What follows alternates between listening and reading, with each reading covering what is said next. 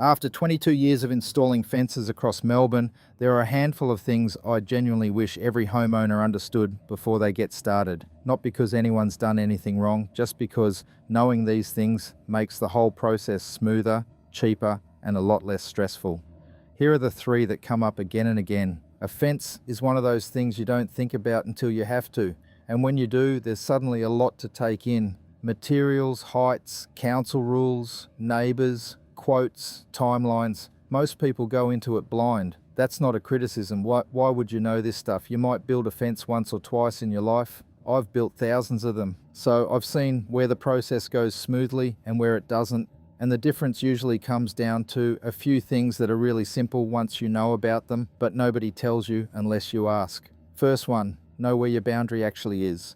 I know it sounds obvious, but I can't tell you how many times I've turned up to a job and the existing fence isn't on the boundary. Sometimes it's 100 millimeters over, sometimes it's a foot, and the homeowner had no idea. Here's why it matters. If you build a new fence in the same spot as the old one and it's not on the boundary, you've just built a very expensive fence on someone else's land or inside your own. Either way, if it ever comes up, it's a problem to fix, and fixing it means pulling the fence out and starting again. The solution's simple. A boundary survey costs a few $100s, somewhere around $300 to $600 for a standard residential block in Melbourne. That surveyor will locate the pegs, mark the line, and give you a plan. For the cost of a nice dinner out, you know exactly where your fence belongs. It's the best money you'll spend on the whole project. Second thing, the ground.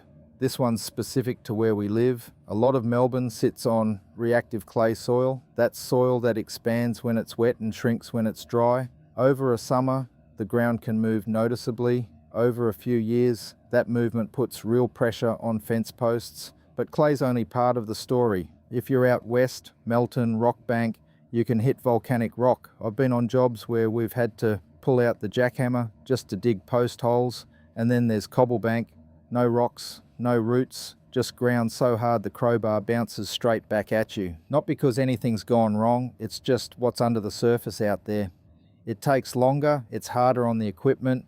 If your fencing contractor hasn't worked in that ground before, they're in for a surprise. Meanwhile, you go 20 minutes down the road to Werribee and it's beautiful digging, same side of town, completely different ground. That's Melbourne for you. The point is, the ground varies a lot and it matters. If your post holes aren't deep enough, minimum 600 millimeters for a standard fence, and you might need to go deeper through rock or that hard ground, your fence will lean. Not next week, not next month, but give it a few seasons and you'll see it. The other thing, tree roots. If there's a mature tree within a few meters of your fence line, the roots are under there. Digging through a root system takes longer, and sometimes you need to get an arborist involved to make sure you don't damage the tree. Again, not a problem, just a thing to know going in. Third thing, your fence doesn't exist in isolation. It connects to the ground, the slope, the neighbour's property, the garden beds, the driveway, all of that matters. The classic example is a sloping block. You've got a 20-metre fence line that drops a metre from one end to the other. There are two ways to build that fence: stepped, where the panels drop down in sections like a staircase, or raked, where the fence follows the slope. Each has pros and cons. They look different, they cost different amounts, and some councils have a preference. It's worth understanding the options before you lock in a design. Another thing people don't always think about, if your block needs a retaining wall near the fence line, that's a separate job. Fences aren't designed to hold back soil. If your ground's pushing against the fence, it'll fail early. If you need retaining, do that first, or at least plan them together. So if I had to boil it down, know your boundary, respect your ground, and look at the whole picture. Do those three things before you get quotes, before you even pick up the phone, and you'll be miles ahead of where most people are. And the thing is, none of this is complicated. It's just not obvious unless you've done it before. That's really all this is, sharing what I've learnt so you don't have to learn it the hard way.